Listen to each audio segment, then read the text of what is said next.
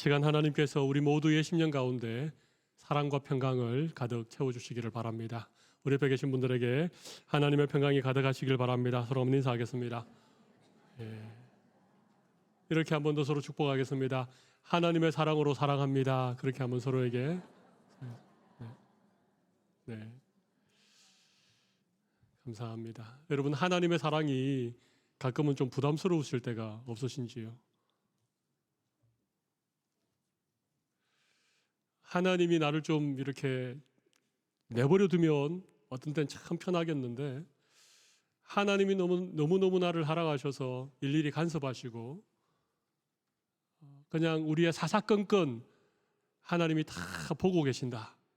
그것 때문에 오히려 좀 불편하시고 부담스럽고 그러셨던 적은 없으신지 모르겠습니다. 세상 살아가면서 하나님을 모르는 사람들, 세상 사람들이 사는 게 오히려 좀 편해 보이고 좀 자기 마음대로 살기도 하고 좀 나쁜 짓을 해도 별로 양심의 가책도 받지 않는, 괜히 하나님 믿어서 이 믿음의 양심이라고 하는 것 때문에 자주 양심의 찔림을 받고 가책을 받는, 혹 여러분 그런 마음들이 없는지 모르겠습니다. 솔직하게 여러분에게도 그런 마음이 있지요? 저만 그런지 모르겠습니다. 있으시죠? 감사합니다. 시편 73편은 굉장히 유명한 시입니다. 시편 73편의 주제는 악인의 형통을 바라보면서 의로운 사람이 거의 실족할 뻔한 그런 마음의 심정을 토로한 시입니다.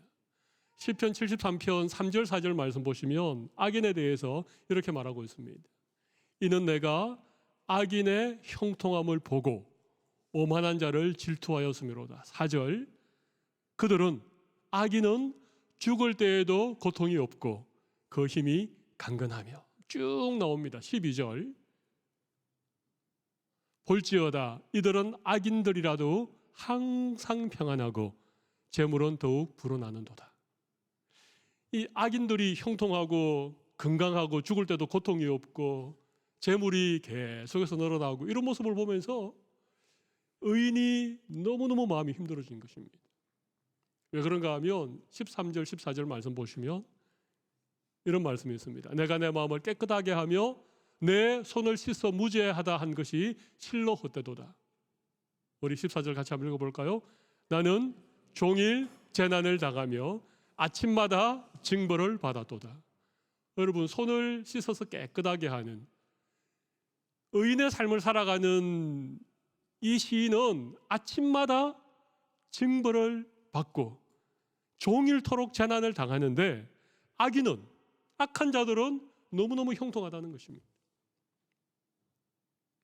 그래서 이 시편 73편을 기록한 사람이 거의 넘어질 뻔했다.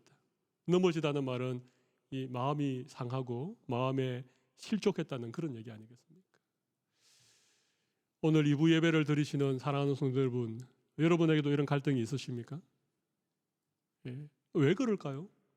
왜 하나님이 악인은 잘 되도록 그냥 버려두는데 의인들의 삶은 하나님이 간섭하시고 죄를 지으면 징계하시고 때로는 고난을 통해서 우리를 다루어 가시는 것입니까? 이유가 뭘까요? 우리가 오늘 에스겔서를 읽었는데 오늘 읽은 본문이 굉장히 무겁습니다. 그죠? 너희는 쇠사슬을 만들라. 이는 피 흘리는 죄가 그 땅에 가득하고 포악이 그 성읍에 찼음이라. 내가 극히 악한 이방인들을 데려와 그들의 집을 심판하겠다. 이런 얘기 아닙니까? 굉장히 사실은 참 읽기에도 마음이 무거운 그런 본문을 우리가 읽었습니다. 우리가 이번 달에 묵상하는 말씀이 에스겔서인데, 에스겔서는 참 어려운 말씀입니다만은 우리가 이 에스겔서의 배경을 알고 이 말씀을 기록하신 목적을 우리가 알면 이 말씀이 조금 더 잘 이해되어 줄 수 있습니다. 다시 시편 73편 얘기로 잠깐 돌아가 보겠습니다. 하나님이 악인들을 이 세상에 그냥 버려두는 이유는 그들이 그 죄악 가운데 죄를 짓다가 그냥 멸망하는 것을 그냥 하나님이 버려두는 것입니다. 그러나 의인은 이 세상에서 죄를 짓고 죄 가운데 살다가 그 죄의 심판을 받아서 영원히 지옥 형벌을 받는 것을 하나님이 원하지 않기 때문에 그렇습니다. 우리가 살다 보면 죄를 지을 때가 있죠. 잘못된 삶을 살 때가 있습니다. 근데 그때마다 누군가가 우리의 죄에 대해서 지적해주고 그 죄에서 돌이킬 수 있도록 우리를 징계하지 아니하면 아마 이 악인이 형통한 것처럼 건강하고 재물이 쌓이고 죽을 때도 고통이 없이 그렇게 만약에 죄악 가운데에서 최후를 맞이하면 어떻게 되겠습니까? 영원한 심판을 받을 수밖에 없죠. 하나님이 자기 백성들, 하나님의 백성들에게는 그렇게 하지 않는다는 것입니다. 그들을 징계하고 고난을 통하여서 그 죄에서 돌이킬 수 있도록 끊임없이 우리를 찾아오시는 것이죠. 에스겔서가 그런 의미로 기록이 된 것입니다. 이 에스겔이라고 하는 선지자는 남유다 왕국이 멸망할 때 활동했던 선지자입니다. 남유다는요 단번에 멸망하지 않았습니다. 세 차례에 걸쳐서 바벨론이라고 하는 나라의 침공을 받아서 서서히 멸망했는데 첫 번째 바벨론이 침공했을 때가 지금부터 거의 한 2600년 전인 BC 605년경입니다. 604년이라고도 하는데 604, 5년경에 바벨론이 유다를 공격해 왔습니다. 왜냐하면 이 유다가 너무나 패역하고 너무나도 하나님 앞에 범죄했기 때문에 하나님이 그 이스라엘을 그냥 버려두면 그들이 죄악 가운데 멸망당하기 때문에 하나님이 바벨론이라고 하는 나라를 통하여서 그들을 징계하신 것이죠. 그래서 예루살렘 성이 일부 무너지기도 하고 또 많은 사람들이 포로로 끌려가는 그런 어려움을 겪었습니다. 하나님께서 죄악에서 돌이켜서 다시 하나님께로 돌아오라고 그렇게 그들을 징계하신 것인데 이 유다 백성들이 그것을 깨닫지 못했습니다. 그리고 여호야김이라고 하는 왕이 또 바벨론을 배반을 하게 되어집니다. 그래서 바벨론이 두 번째 이 유다를 침공합니다. 그리고 예루살렘을 포위하고 수많은 사람들을 붙잡아가고 그때 왕이었던 여호야긴이라고 하는 왕도 붙잡아가고 이때 에스겔이라고 하는 이 선지자도 바벨론의 포로로 끌려간 것입니다. 두 번째 유다가 침공을 받은 것이죠. 하나님이 두 번째 기회를 주신 거예요, 사실은. 정신 차리라고. 우상 숭배하는 죄에서 떠나라고. 하나님을 하나님으로 그렇게 알지 않고 죄악 가운데 멸망해가는 그 유다 백성들을 하나님이 사랑하셔서 그들에게 두 번째 기회를 주신 거예요.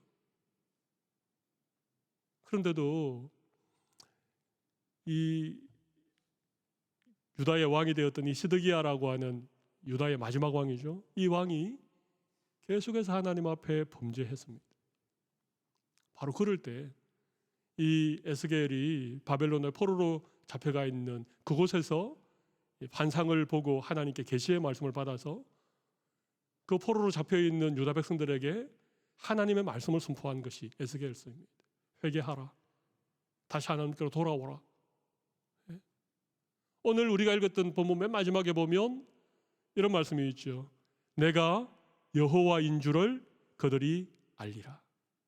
하나님을 잊어버리고 살아가던 수많은 백성들에게 하나님의 하나님 되심을 알지 못하고 살아가는 많은 이스라엘 백성들에게 지금 이 하나님께서 에스겔을 통하여서 하나님이 여호와인 것을 그들에게 알게 하셨다는 것입니다.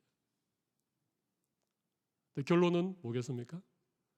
그럼에도 불구하고 이 유다가 결국은 회개하지 않고 마지막 세 번째 침공에 의해서 멸망하게 되어집니다. 그들이 그렇게 자부했던 예루살렘 성전이 다 파괴되고 나라를 빼앗겨버리는, 결국 그달리아라고 하는 이 총독이 유다를 다스리게 되는 그런 아픔을 유다가 겪게 되는 것이죠.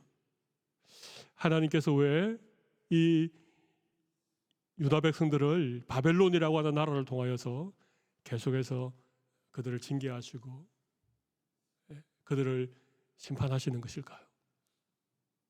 죄악 가운데 멸망하지 않도록, 그 죄에서부터 돌이켜서 다시 하나님께로 돌아오도록 하나님이 말씀해 주시는 거예요.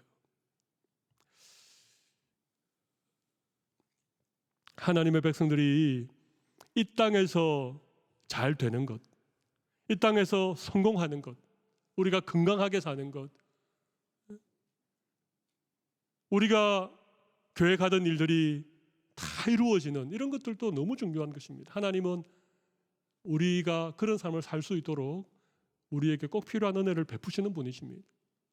그러나 하나님의 더 큰 관심, 하나님의 궁극적인 사랑은 무엇인가 하면 우리가 이 땅에서 잘 사는 것이 아니라 이 땅에서는 좀 고난을 당하고 이 땅에서는 좀 징계를 받아도 우리가 죄악 가운데 멸망하는 것이 아니라 그 죄로부터 구원받아서 하나님께서 예배하신 영원한 천국, 하늘나라에 우리가 다 함께 들어가는 것입니다.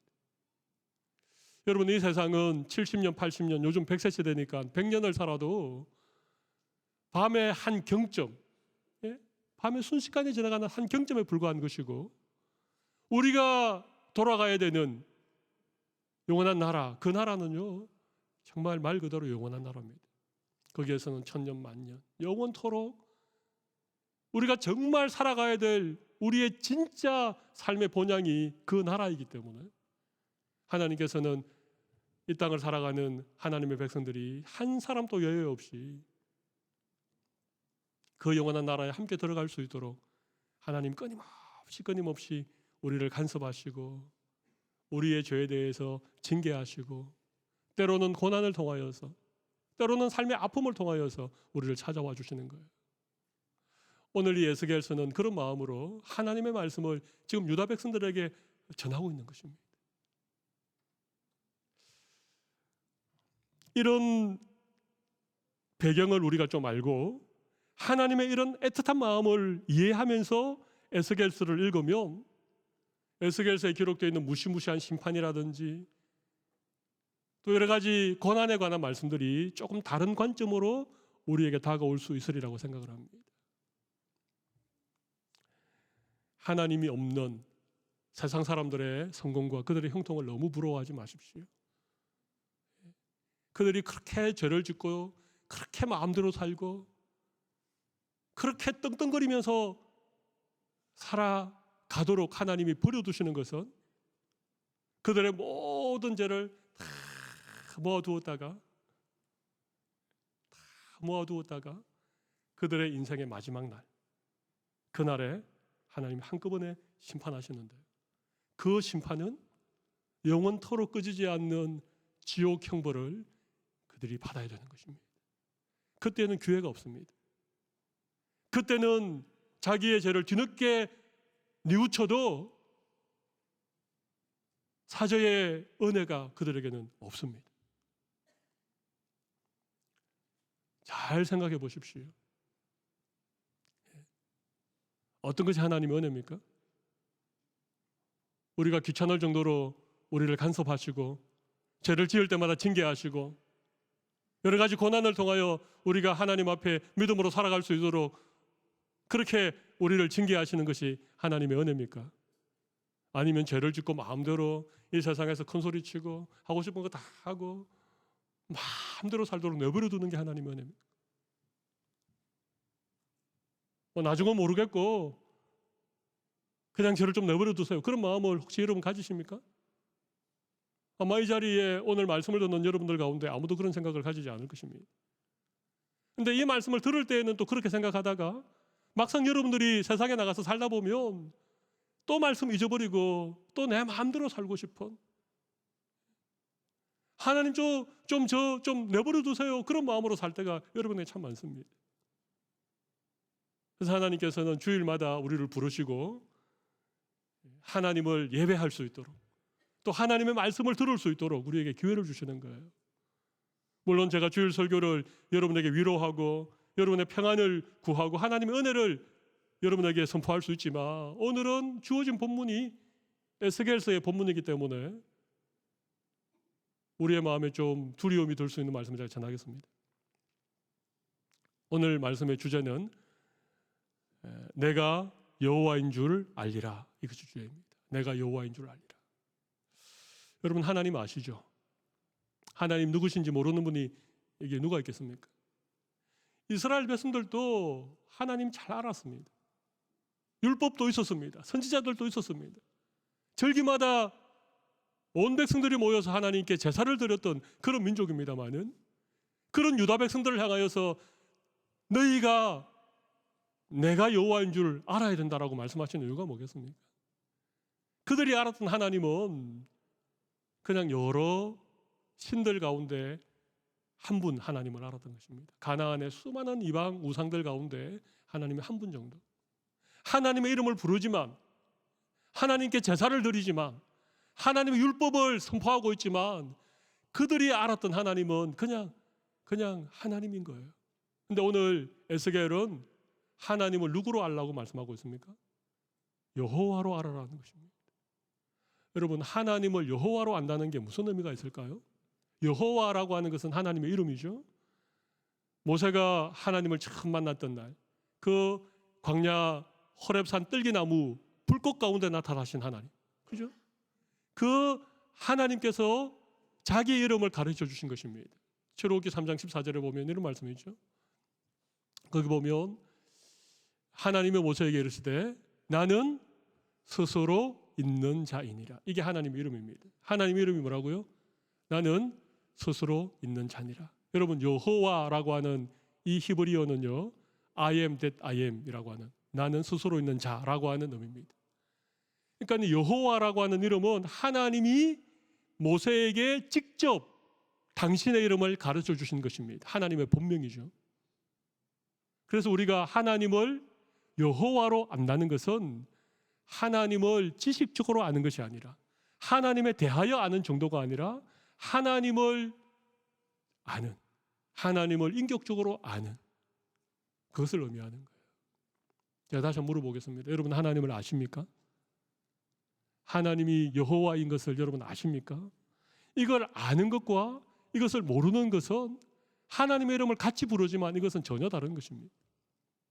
교회를 다니고 예배를 드리고 교회 봉사를 해도 하나님을 여호와로 아는 것과 하나님을 그냥 하나님으로 아는 것은 다르다는 의미입니다.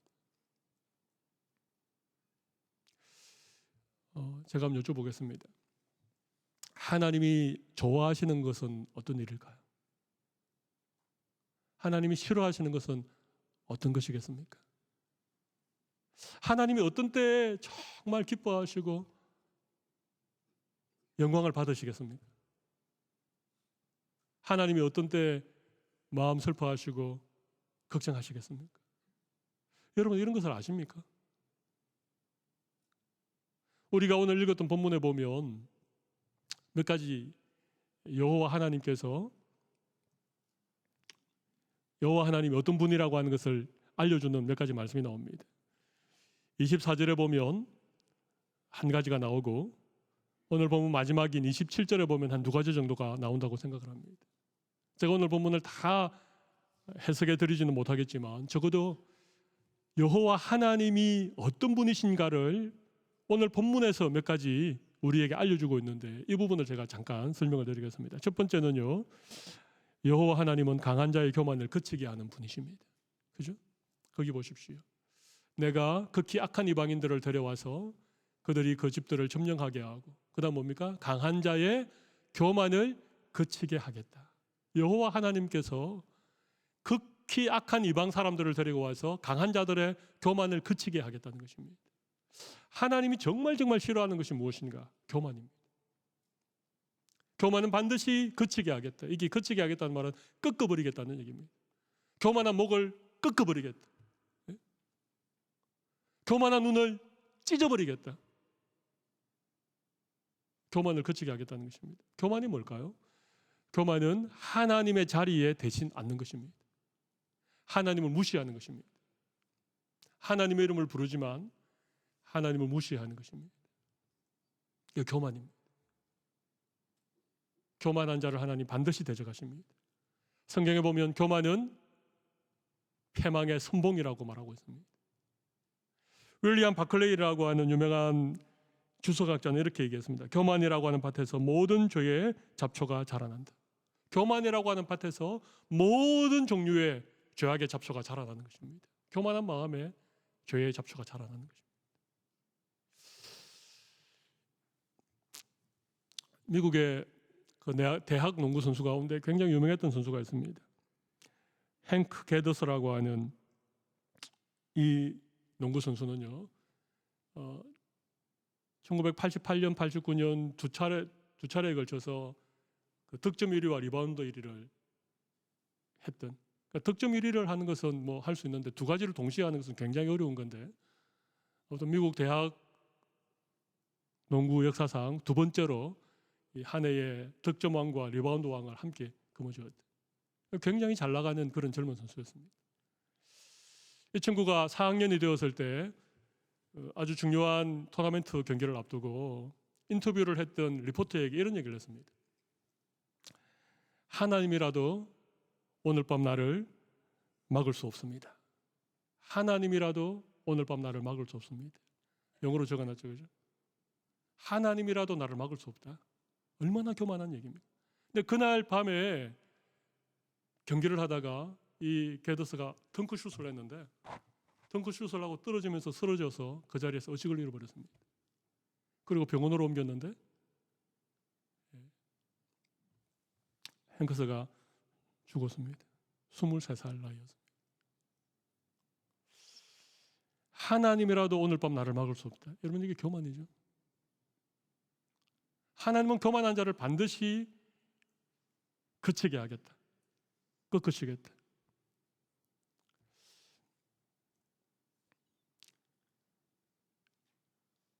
그래서 여러분, 그 다음 말씀을 한번 보실까요? 26절 말씀 보시면 선지자에게서 묵시를 구하나 헛될 것이며 제사장에게는 율법이 없어질 것이요 장로에게는 책략이 없어질 것이며. 선지자는 하나님의 계시를 전하는 게 선지자의 책임이고, 제사장들은 율법을 가지고 제사를 드리는 게 제사장의 임무고, 장로들에게는 책략이라는 것은 지혜를 말합니다. 뭐 선지자나 제사장이나 장로나 또 27절에도 왕이 나오는데 이런 분들은 다 대단한 그런 직분을 가진 자들 아닙니까? 근데 그들의 교만을 하나님이 꺾어버리겠다는 것입니다. 강한 자의 교만을 꺾어버리겠다. 혹시라도 우리의 마음에 교만한 마음을 가지고 있다면 하나님을 결코 여호와로 우리는 알 수 없습니다. 하나님이 여호와인 것을 우리가 알 수 있는 첫 번째 길은 하나님 앞에서 교만을 멈추고 겸손해지는 것입니다. 하나님이 내 인생의 주인이 되신다는 사실. 여호와 하나님이 나의 모든 것이 됩니다라고 하나님 앞에 겸손하게 엎드릴 수 있는 것이 하나님을 여호와로 알 수 있는 첫 번째 길이라고 생각을 합니다. 또 하나는 오늘 본문을 보면 여호와 하나님께서 어떤 분이신가를 우리에게 보여주고 있습니다. 그것은 27절에 내가 그 행위대로 그들에게 갚겠다라는 말씀입니다. 27절 중반줄에 보면 내가 그 행위대로 그들에게 갚고라는 말씀이 나오죠. 하나님은, 여호와 하나님은 행위대로 반드시 갚으시는 분이다. 이 말씀을 들으니까 여러분들 어떠십니까? 행위대로 갚으시겠다 이 말씀을 들으니까 여러분 마음에 두려움이 생깁니까? 아니면 여러분 마음에 기대감이 생기십니까? 갚아준다는 말은 두 가지 의미가 동시에 있죠, 그죠? 악한 일에 대해서도 갚으시지만 선한 일에 대해서도 하나님께서 반드시 보상해 주시겠다는 얘기가 갚으시다는 얘기입니다. 하나님은 어떤 분이신가 하면 하나님은 우리의 모든 행위를 기억하고 계셨다가 그대로 갚아주시는 하나님, 그분이 여호와 하나님이십니다. 만약 여러분들이 악한 일을 계속해서 행하고 계시다면 하나님이 어떻게 갚아주십니까?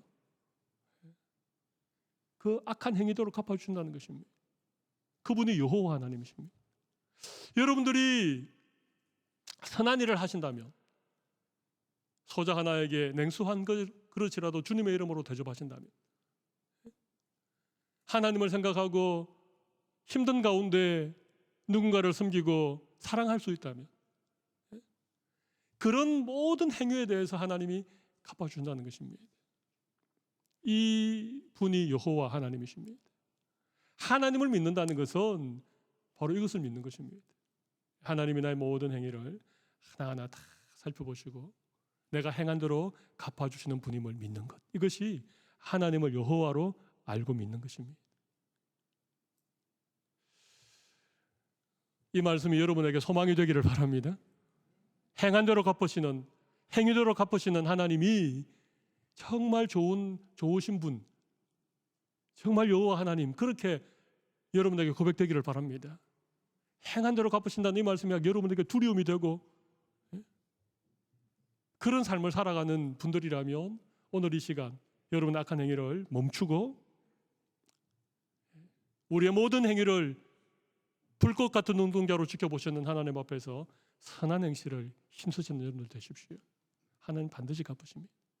그분이 여호와 하나님이십니다. 행한 대로 갚으신다. 또 한 가지는요, 오늘 본문 27절 그 다음 말씀 보면 어떤 말씀이 있습니까? 그 죄악대로 그들을 심판하시겠다는 것입니다. 하나님은 죄악을 어떻게 하신다고요? 심판하십니다. 하나님은 죄악을 심판하십니다. 하나님은 죄에 대해서는 반드시 벌하신다라고 성경에서 계속해서 우리에게 말씀하십니다. 하나님께서 그 죄악대로 그들을 심판하시면 하나님의 심판에서 살아남을 자가 있겠습니까? 없겠습니까? 있겠습니까? 없겠습니까? 없습니다. 여러분, 죄는 꼭 사람을 때려 죽이거나 아니면 어떤 신문의 대문짝만큼 날만큼 악한 일을 한 것만 죄입니까? 그렇지 않습니다. 그것도 죄지만 작고 사소한 것도 죄입니다. 작은 죄도 그 죄에 대한 심판은 무엇입니까? 죽음입니다. 죄의 삭선 사망입니다.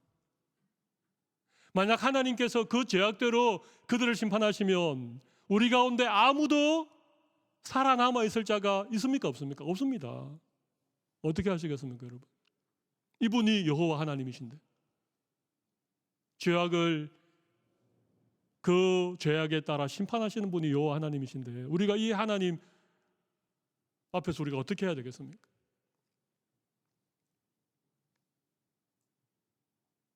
하나님께서 그 죄를, 우리의 모든 죄를 심판하셨는데 우리에게 심판하신 것이 아니라 하나님의 외아들이신 예수님에게 그 죄의 값을, 그 죄를 심판하셨죠. 예수님께서 우리의 죄를 대신해서 십자가에서 하나님의 심판을 받으신 겁니다. 하나님이 죄를 심판하지 않으신 것이 아닙니다. 하나님은 죄를 심판하셨습니다. 그런데 그 모든 죄를 예수님에게 담당시키셔서 그 죄에 대한 심판을 하나님이 하신 것이죠. 여러분, 예수님이 우리의 모든 죄를 대신하여 하나님의 심판을 받으셨다는 사실을 여러분 믿으십니까? 이걸 믿으셔야 돼요. 예수님이 모든 죄를 대신하여 심판을 받으셨다는 사실을 믿는 것이 이게 복음입니다. 이것이 복음입니다. 이 복음으로 말미암아 우리의 죄의 문제가 해결된 것이죠. 예수님의 그 십자가에서 하나님의 심판 받으셨음을 우리가 믿고 그 예수님 앞에 우리의 죄를 자복하고 우리의 죄를 내려놓은 자들은 이 하나님의 심판으로부터 구원을 받는 거예요. 그러나 예수님의 그 십자가를 믿지 않고 자기의 어떤 의로운 행위나 자기의 어떤 선한 행실만을 의지하고 살아가는 자들이라면 반드시 하나님의 죄에 대한 심판을 받게 됩니다. 나는 도덕적으로 나는 법적으로 별로 죄가 없습니다. 여러분 그렇게 생각할지 몰라도 하나님께서 죄를 살피시면 하나님의 이 말씀의 기준으로 우리의 삶을 비추어 보면 하나님 앞에서 죄 없는 인생이 누가 있겠습니까? 그래서 예수님의 그 십자가가 하나님의 심판으로부터 우리를 구원해 줄 유일한 구원의 길인 것입니다.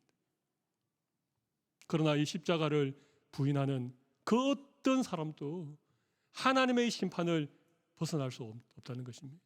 사랑하는 성도 여러분, 하나님께서 오늘 에스겔 선지자를 통하여서 이렇게 경고하시는 말씀에 하나님의 본뜻이 무엇이겠습니까? 제발 내가 여호와인 것을 좀 알아달라. 유일한 구원자이시고 우리를 창조하신 분이시고 우리를 영원한 하나님의 나라로 인도해 주실 그분은 하나님 여호와밖에 안 계신 거예요. 그래서 하나님이 끊임없이 우리를 간섭해 주십니다. 죄악 가운데 멸망하지 않도록 우리의 죄를 징계해 주십니다. 말로 해서 안 들을 때에는 때로는 이런 바벨론이라고 하는 이런 나라들을 채찍으로 사용하셔서 유다 백성들을 심판하신 것처럼 우리에게 그렇게 채찍질하시는 그분이 하나님이십니다.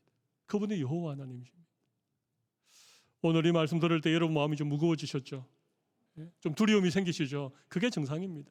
오늘 이 말씀을 듣는데도 마음에 전혀 두려움이 없다. 전혀 죄에 대한 깊은 탄식이 없다. 내 삶을 돌아보는 그런 어떤 자기 성찰이 없다. 그러면 우리에게 소망이 없는 것입니다. 오늘 이 말씀을 들을 때에 우리의 마음에 찔림이 있고 자기를 돌아보고 하나님 앞에 두려움을 가지는 것이 이것이 정상적인 신앙인의 모습이죠. 하나님께서 우리를 정말 사랑하십니다. 끝까지 우리를 책임지실 것입니다. 이 세상에서뿐만 아니라 우리의 인생이 끝나는 그날 하나님이 예비하신 영원한 나라로 우리를 인도해 가실 것입니다.